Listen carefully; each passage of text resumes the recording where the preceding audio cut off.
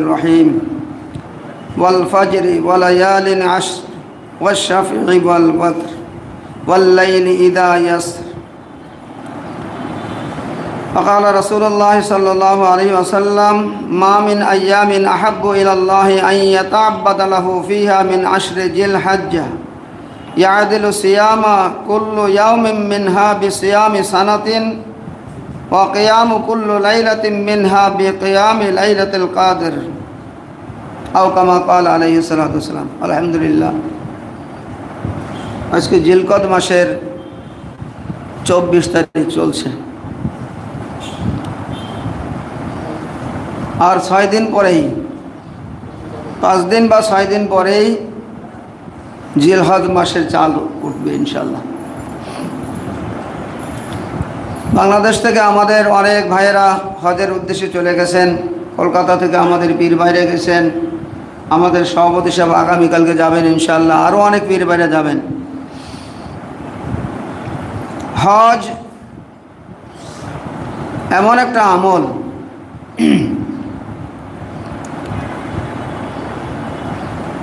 আল্লাহ বলেছেন ওয়ালিল্লাহি হিজ্জুল বাইতি মান ইসতাতা ইলাইহি সাবিলা। যেই ব্যক্তির উপর ওই ব্যক্তির উপর হজ ফরজ যেই ব্যক্তি তার মান ইসতাতা ইলাইহি সাবিলা মক্কা শরীফে যাওয়া আসার খরচ যার কাছে থাকবে এবং যতদিন আসতে লাগবে এতদিন তার পরিবার পরিজনের খরচাদি বহন যে ব্যক্তি করতে পারবে তার উপর হজ ফরজ। হজ আল্লাহ রাসূল সাল্লাল্লাহু আলাইহি ওয়াসাল্লাম বলছেন আল হজ্জ আরাফা। হজ হলো হজের মূল হলো আরাফায় অবস্থান করা, আর হজের কাজ হলো 5 দিন। 5 জায়গায় 5 দিনে 9 কাজ করাকে হজ বলে। 5 দিনে 5 জায়গায় 9 কাজ করাকে হজ বলে। সহজ কথা। 5 জায়গা কোথায়? মিনা, আরাফা, মুজদালিফা, জামরাত এবং বাইতুল্লাহ। এই 5টা জায়গা মিনা, মুজদালিফা, মিনা, আরাফা, মুজদালিফা, জামরাত। জামরাত মানে যেখানে পাথর মারা হয় শয়তানকে, এবং বাইতুল্লাহ শরীফ। এই 5টা জায়গায় হজের কাজ 5 দিনে করতে হয়। আর 5 দিন হলো জিলহজ মাসের 8, 9, 10, 11, 12। 8, 9, 10, 11, 12 এই 5 দিন। 9 কাজ হলো 3টি ফরজ কাজ। হজের ফরজ 3টি, আর হজের ওয়াজিব হলো 6টি। এই 6 আর 3 9টি কাজ। ফরজ 3টি কি? একটা হলো এহরাম বাঁধা, মিকাত অতিক্রম করার পূর্বে এহরাম বাঁধা। এহরাম কি? এহরাম আসলে সেলাইবিহীন একটা চাদর পরা, একটা গায়ে দেওয়া, এবং নিয়াত করা, নিয়াত করে তালবিয়া পড়া, লব্বাইক আল্লাহুম্মা লব্বাইক লব্বাইক লা শারীকা লাক লব্বাইক ইন্নাল হামদা ওয়ান নি'মাতা লাকা ওয়াল মুলক লা শারীকা লাক। এই তালবিয়া পড়া। তো হজের ফরজ হলো, প্রথম হলো এহরাম বাঁধা, দ্বিতীয় হলো আরাফার ময়দানে অবস্থান করা। এই জন্য নবীজি বলেছেন আল হাজ্জু আরাফা। আরাফায় অবস্থান করা, এটা হলো হজের মূল ফরজ। আর 3 নম্বর হলো তওয়াফে জিয়ারাত করা। এটা হলো 10 তারিখে। 10 তারিখে পাথর মারার পরে কোরবানি করা, মাথা মুন্ডানো, এরপরে মক্কায় গিয়ে তওয়াফ করা। আগে যদি যাওয়ার সময় সাই না করে তবে এই তওয়াফের সাথে সাই করা।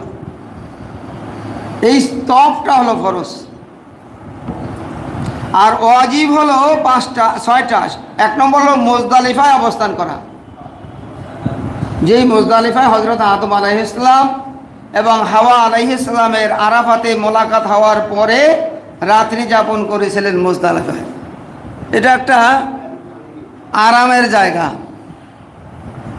আরাম এই জন্য, আসলে উপকরণ আরামের কিছু না, সেখানে পাথরের উপর ঘুমাইতে হবে, বিছানাপত্র নাই, খোলা ময়দান, খোলা আকাশ, অথচ ওই রাতে যে ঘুমাবেন এই রকমের ঘুম খুব কমই হয়ে থাকে। মুজদালিফার ঘুমটা খুব কমই হয়ে থাকে। তাহলে মুজদালিফা অবস্থান করা এবং ঘুমে যাওয়ার আগে 70টি পাথর সংগ্রহ করা, ছোট ছোট সোলা বুটের মতন 70টি পাথর সংগ্রহ করা। এরপরে পরের দিন কঙ্কর নিক্ষেপ করা। এই কঙ্কর নিক্ষেপ করা এটা ওয়াজিব। আর কোরবানি করা 10 তারিখে, 9 তারিখে তো আরাফাতে থাকলো, আর 9 তারিখের পরে রাত্রি যাপন করলো মুজদালিফায়। 10 তারিখে ফজর নামাজ পড়ে রওনা হবে মিনার দিকে জামরায়, এবং জামরায় আকাবা মানে বড় শয়তান যেটা, সেইটাকে পাথর মারতে হবে 7টা। প্রথম দিন 7টা মারবে। এই কঙ্কর 7টা মারার পরে কোরবানি করবে। কোরবানি করার পরে মাথা মুন্ডাবে, চুল কামানো, মুন্ডানো সবচেয়ে উত্তম। অনেকে কাটে, ছোট করে, হ্যাঁ ছোট করা যায়, কিন্তু মুহাল্লিকিনা রুউসাকুম, আল্লাহ কোরআনে বলছে মুহাল্লিক, অর্থাৎ কামানু,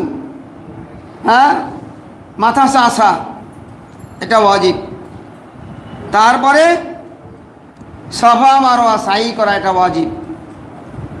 আর বিদায় তওয়াফ, আসার সময় যখন বাংলাদেশে আসবে তখন আল্লাহর ঘর তওয়াফ করে আসা, এটা ওয়াজিব। তাহলে ওয়াজিব হলো 6টা: মুজদালিফা অবস্থান করা, কঙ্কর নিক্ষেপ করা, কোরবানি করা, মাথা মুন্ডানো, সাফা মারওয়া সাই করা, আর বিদায় তওয়াফ করা। এই 6টা হলো ওয়াজিব। আর 3টা হলো ফরজ: এহরাম বাঁধা, আরাফায় অবস্থান করা, তওয়াফে জিয়ারত করা। 6 আর 3 9টা। এই 9 কাজ করা 5 জায়গায় 5 দিনে, এইটাই হলো হজ। যাই হোক, আল্লাহ পাক যাদেরকে তৌফিক গিয়েছেন, যারা তৌফিক পাই নাই, যাইতে পারি না, তারা আল্লাহর কাছে দোয়া করি। আর হজ হলো এটা পাগলের মতো একটা দৌড়াদৌড়ি করা আর কি, পাগলামি। কেমন? এই আল্লাহ তাআলা, আল্লাহ রসুল সাল্লাল্লাহু আলাইহি ওয়াসাল্লাম যে ইসলামের বেনা, 5টা বেনার কথা বলেছেন। বুনিয়াল ইসলাম আলা শাহাদাতি আল্লা ইলাহা ইল্লাল্লাহ। ইসলামের বেনা হলো 5টা। কি? 1 নম্বর হলো শাহাদাতি আল্লা ইলাহা ইল্লাল্লাহ, আল্লাহকে এক বলে শাহাদা দেওয়া, সাক্ষী দেওয়া, এটা হলো ঈমান। এই ঈমানটা কি? ঈমানটা হলো মহব্বত, আল্লাহর প্রেম, আল্লাহর ভালোবাসা অন্তরে বসানো, এটা হলো ঈমান। ওয়া ইকামিস সালাহ, নামাজ কায়েম করা, এটা কি? ওই প্রেমিককে পাওয়ার জন্য নিজের মাথাকে জমিনে ঘষা। উদ্দেশ্য কি? রেজায়ে মাওলা। নামাজের আসল উদ্দেশ্য কি? রেজায়ে মাওলা, আল্লাহর সন্তুষ্টি। এরপরে কি করে? ওয়াইতাইজ যাকাত, এরপরে সম্পদ থেকে আল্লাহর রাস্তায় ব্যয় করা, এটারও উদ্দেশ্য রেজায়ে মাওলা। এরপরে ওয়াল হজ, হজ হলো ইবাদতে মালি এবং জানি, 2টা মিলা হলো হজ। অর্থাৎ যখন সম্পদকে আল্লাহর রাস্তায় খরচ করা হলো, তখনও আল্লাহকে পাওয়া গেল না। তখন কি করে মানুষ? আল্লাহর ঘরের কাছে গিয়া সে কি বলে? লাব্বাইক। লাব্বাইক বলে কেন? সে তার মাওলাকে খোঁজ করতেছে। সে খোঁজে, কাবার চতুর্দিকে ঘুরে তওয়াফ করে। কেন তওয়াফ করে? তার প্রেমিকাকে পাওয়ার জন্য। আর বলে যে আমি তো হাজির, লাব্বাইক। হে মাবুদ, হে আমার প্রেমিকা, আমি তো হাজির, তুমি কোথায়? লাব্বাইক আল্লাহুম্মা লাব্বাইক, আল্লাহ আমি তো লাব্বাইক, আমি তো উপস্থিত, তুমি কোথায়? খুঁজতে থাকে। দেখেন হাদিস শরীফের মধ্যে কিন্তু 5টা বেনার মধ্যে লাস্টে বলা হয়েছে সাওমের কথা, রোজার কথা। রোজার কথা লাস্টে, অসাওমে রমাজান। কিন্তু আসলে আমরা বলি কি নামাজ রোজা, নামাজের পরে রোজা বলি, ঈমান, নামাজ, রোজা, তারপর যাকাত, হজ। কিন্তু হাদিসের মধ্যে কিন্তু রোজার কথাটা লাস্টে বলা হয়েছে। রোজার কথা কেন বলা হয়েছে? যে এই জন্য যে বান্দা সে তার নামাজ পড়লো, তার সম্পদ খরচ করলো, তার সম্পদ ও শারীরিক ব্যয় করে সে হজ করলো, কিন্তু তারপরেও তার মাওলাকে পাইল না, তখন সে খানা দানা ছেড়ে দেয়। তখন তার কি, সেই প্রেমিকাকে পাওয়ার জন্য, মাবুদকে হাসিল করার জন্য তার খাওয়া ছেড়ে দেয়। এই খাওয়া ছেড়ে দেয়, এটা হলো রোজা। আর এই রোজার দ্বারা কি হয়? আল্লাহ রসুল বলছেন, আল্লাহর হাদিসে কুদসি, যে আস-সাওমু-লি, আল্লাহ বলছেন যে রোজা হলো আমার জন্য। মানুষ রোজা রাখে আল্লাহর জন্য।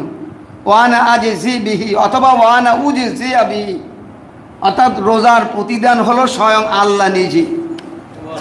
মানুষ যখন খানা দানা ছেড়ে দেয়, তখন মানুষ ওই রোজার মাধ্যমে আল্লাহর আল্লাহ পর্যন্ত সে পৌঁছে দেয়।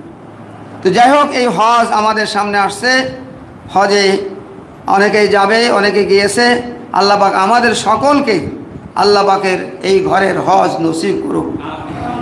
আল্লাহ এই যে জিলহজ মাসের 10 দিনের, আল্লাহ বলছেন ওয়াল ফাজর, এই সূরার মধ্যে আল্লাহ কয়েকটা কসম কইছেন, অনেক কসম খেয়েছেন। 1 নম্বর হলো ফজরের সময়, ফজরের সময়ের কসম খেয়েছেন, ওয়াল ফাজর ওয়ালায়ালিন আশ, এবং 10টি রাত্রের কসম খেয়েছেন। এই 10টি রাত কোন 10 রাত? এই 10টি রাত হলো জিলহজ মাসের 1ম তারিখ থেকে নিয়ে 10 তারিখের রাত পর্যন্ত। 10টি রাত, প্রথম 10টি রাত জিলহজ মাসের, এই 10টি রাতের কসম আল্লাহ তাআলা খেয়েছেন। এই জন্য আল্লাহ রসুল সাল্লাল্লাহু আলাইহি ওয়াসাল্লাম বলেছেন, মা মিন আইয়ামিন আহাব্বু ইলাল্লাহি আইয়াতাআব্বাদা লাহু ফিহা মিন আশরি জিলহজ্জা ইয়াদিলু সিয়ামু কুল্লু ইয়াউমিন মিনহা বিসিয়ামি সানাতিন। এই 10 দিনের 9 দিন পর্যন্ত বান্দা যে রোজা রাখে, 9 তারিখ পর্যন্ত, এর প্রত্যেকটা রোজা বিসিয়ামি সানাতিন, এক একটা রোজা 1 বছর রোজা রাখার সম পরিমাণ নেকি পায়। সুবহানাল্লাহ। ওয়া কিয়ামু কুল্লু লাইলাতিন মিনহা বিকিয়ামি লাইলাতুল কদর, এবং এর প্রতি রাত্রের কিয়াম, প্রতি রাত্রের ইবাদত শবে কদরের ইবাদতের চেয়ে উত্তম। একটা হাদিসের মধ্যে বলা হয়েছে যে শবে কদরের ইবাদতের চাইতেও 10 গুণ উত্তম বলা হয়েছে, এখানে তাফসীরের মধ্যে লেগেছে। এই জন্য আমরা এই রোজা আমরা রাখব। বিশেষ করে 9 তারিখের রোজার ব্যাপারে আল্লাহ রসুল সাল্লাল্লাহু আলাইহি ওয়াসাল্লাম বলেছেন, সিয়ামু ইয়াউমা আরাফাতা আতাসিবু আলাল্লাহি আইয়ুকাফফিরা সানাতাল্লাতী কাবলা ওয়াস সানাতাল্লাতী বাদা। সুবহানাল্লাহ। বিশেষ করে 9 তারিখের যে রোজাটা, এই রোজাটা যদি কেউ রাখে, আল্লাহ তাআলা তার পিছনের 1 বছরের গুনাহ মাফ করে দেবেন এবং সামনের 1 বছরের গুনাহ মাফ করে দেবেন। ওয়া মিন তাকবীরু দুবুরিস সালাতিল মাকতুবা, এই হাদিসের মধ্যে জিলহজ মাসের 9 তারিখের ফজরের নামাজের পর থেকে নিয়ে প্রত্যেক নামাজের পরে তাকবীর পড়ার কথা বলা হয়েছে। এটা ওয়াজিব। 9 তারিখ ফজরের নামাজ পর থেকে নিয়ে 13 তারিখ আসর পর্যন্ত প্রত্যেক নামাজের পরে আল্লাহু আকবার, আল্লাহু আকবার, লা ইলাহা ইল্লাল্লাহু, আল্লাহু আকবার, আল্লাহু আকবার, ওয়ালিল্লাহিল হামদ, এগুলো পড়বে। আর এই যে হজ, এই হজের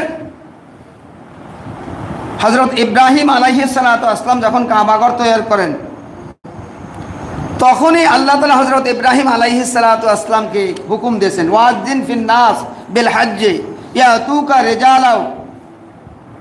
হযরত ইব্রাহিম আলাইহিস সালাম যখন কাবাঘর তৈরি করলেন, তখন ইব্রাহিম আলাইহিস সালাতু আসসালাম, তখন ইব্রাহিম আসসালামকে আল্লাহ তাআলা হুকুম করলেন কি, ওয়াদ্দিন ফিন্নাস বিল হাজ, যে কাবাঘর তো তৈরি হয়ে গেছে, এবার দুনিয়ার মানুষের কাছে এই কাবাঘরের তওয়াফের জন্য মানুষের কাছে এজেন্ট দাও, মানুষের কাছে দাওয়াত দাও। তো তখন থেকে দাওয়াত শুরু হয়েছে। আসলে কাবার তওয়াফ তো হযরত আদম আলাইহিস সালাম থেকে এবং তার পূর্বে ফেরেশতাদের থেকে শুরু হয়েছে। কাবাঘর সর্বপ্রথম ফেরেশতারা তৈরি করে, 10 বার এই কাবাঘর ভাঙ্গা করা হয়েছে। সর্বশেষ হাজ্জাজ বিন ইউসুফ এই কাবাঘর ভাঙ্গে সর্বশেষে। এরপরে হযরত আব্দুল্লাহ তিনি ভাঙতে চেয়েছিলেন, কেননা হাজ্জাজ বিন ইউসুফ যখন এই কাবাঘর তৈরি করে তখন হাতিমকে বাদ দিয়ে করা হয়। হাতিম কিন্তু কাবার অংশ। দেখেন এই কাবার অংশটাকে কেন বাদ দেওয়া হয়? যখন এই কাবা তামির হয়, মেরামত হয়, তৈরি হয়, তখন আরবদের লোকের অবস্থা এমন করুণ ছিল, এমন এরকমের সচ্ছলতা ছিল না যে হালাল মাল দিয়া কাবাঘরটাকে পূর্ণভাবে তৈরি করবে, এতটুকু সম্পদ তখন ছিল না। এই জন্য কাবাঘরকে ছোট করে করা হয়। তা হযরত আব্দুল্লাহ, হযরত আয়েশা রাদিয়াল্লাহু তাআলা আনহার ভাইকনা, তিনি যখন ক্ষমতায় আসে কাবার, তখন তিনি ওইটা করতে চেয়েছিলেন, কিন্তু সমস্ত সাহাবীরা এবং উপস্থিত তখন যারা ছিলেন তারা এই ফয়সালা দিয়েছিলেন, যেহেতু রসুল পাক সাল্লাল্লাহু আলাইহি ওয়াসাল্লামের সময় এই তামির ছিল, এই হাজ্জাজ বিন ইউসুফের এটা হাজ্জাজ বিন ইউসুফ এটা কেন করছেন এই জন্য যে রসুল পাক সাল্লাল্লাহু আলাইহি ওয়াসাল্লামের সময় তখন এই কাবাঘর এরকমের ভাবে ছিল, অর্থাৎ হাতিমটা বাহিরে ছিল। এই জন্য হাজ্জাজ বিন ইউসুফ সেটাকে ভাঙ্গা আবার সেই নবী রসুল পাক সাল্লাল্লাহু আলাইহি ওয়াসাল্লামের জামানায় যেভাবে ছিল সেইভাবে করে। তো যাই হোক, পরবর্তীতে আব্দুল্লাহ তিনি এটা করতে চেয়েছিলেন, কিন্তু করতে দেওয়া হয় না, যেহেতু রসুল পাক সাল্লাল্লাহু আলাইহি ওয়াসাল্লামের জামানায় ওইরকম ছিল। এবং ইমাম মালিক রহমাতুল্লাহ তিনি ফতোয়া দিয়েছেন আর কাবাঘর কোনো ভাঙ্গা করা হবে না। তো যাই হোক, আল্লাহ পাক আমাদের সকলকে এই কাবাঘরের তওয়াফ আল্লাহ নসিব করেন, সকলকে আল্লাহ তাআলা হজ করার তৌফিক দান করুক। আর বিশেষ করে আমরা এই যে হজে যারা যাব, বেশিরভাগ সময় আমরা দুরূদ শরীফ পড়ব। সব জায়গায় কোনো দোয়া যদি না জানা থাকে, শুধু দুরূদ শরীফ পড়ব। দোয়া যদি জানা থাকে ভালো, আলহামদুলিল্লাহ। যদি জানা না থাকে, আমরা সব জায়গায় শুধু দুরূদ শরীফ পড়ব, হাক্কানি দুরূদ শরীফ পড়ব। এবার হাক্কানি ওজিফা বেশি করে পড়ব। হ্যাঁ, হাক্কানি ওজিফাটা কি আছে? হাক্কানি ওজিফাটা আল্লাহ রসুল সাল্লাল্লাহু আলাইহি ওয়াসাল্লাম বলছেন হাদিসে পাকের মধ্যে, হযরত আবু যার গিফারি রাদিয়াল্লাহু তাআলা আনহু থেকে হাদিস, তিনি বলেন, ইয়া আবু যার লা তাগদু ফাতাআল্লামা আয়াতান মিন কিতাবিল্লাহি খায়রুল লাকা মান আনসাল্লা মিয়াতা রাকাতিন। সুবহানাল্লাহ। নবী করিম সাল্লাল্লাহু আলাইহি ওয়াসাল্লাম বলছেন, কোন মানুষ যদি নামাজের পরে কোরআনের একটা আয়াত তেলাওয়াত করে, আল্লাহ পাক ওই ব্যক্তির আমল নামায় 100 রাকাত নফল নামাজ আদায় করার নেকি দান করেন। কোরআন শরীফের একটা আয়াত পড়লে 100 রাকাত নফল নামাজ তেলাওয়াত করার, নফল নামাজ আদায় করার নেকি আল্লাহ তার আমল নামায় দান করেন। ওয়ান তাকদু ফাতাআল্লামা বাবাম মিনাল ইলমি উমিলা বিহি আও লাম ইউলাম। যদি কোরআন শরীফের একটা বাব, অর্থাৎ একটা অধ্যায়, একটা রুকু, কোরআনের এক রুকু যদি কেউ তেলাওয়াত করে নামাজের পরে, বাবাম মিনাল ইলমি উমিলা বিহি আও লাম ইউলাম, সেইটা সে আমল করুক বা নাই করুক, শুধু শুধু তেলাওয়াত করে, খায়রুম মিন আন তুসাল্লা আলফা রাকাতিন। আলফা রাকাতিন, আলফা মানে হাজার, অর্থাৎ কোনো ব্যক্তি যদি নামাজের পরে একটা রুকু আদায় করে, একটা রুকু তেলাওয়াত করে, তাকে 1000 রাকাত নফল নামাজ পড়ার নেকি দান করবে। কামেল মুর্শিদ আমাদেরকে যে 4টা সূরা পড়ার আমল দিয়েছেন, 4টা সূরার মধ্যে দেখেন, সূরা ফাতিহার মধ্যে 60টা আয়াত, 60টা আয়াতে কিন্তু একটা রুকু, 60টা আয়াতে একটা রুকু। সূরা ইখলাসে 4 আয়াত, 4 আয়াতে এক রুকু। সূরা ফালাকে এক রুকু, সূরা নাসে এক রুকু। তাহলে এই 4টা সূরা 4টা রুকু হলো। তার মানে কি, এই 4টা সূরা যদি কেউ পড়ে, তাহলে 4000 রাকাত নফল নামাজ আদায় করার নেকি আল্লাহ তাকে দান করবে।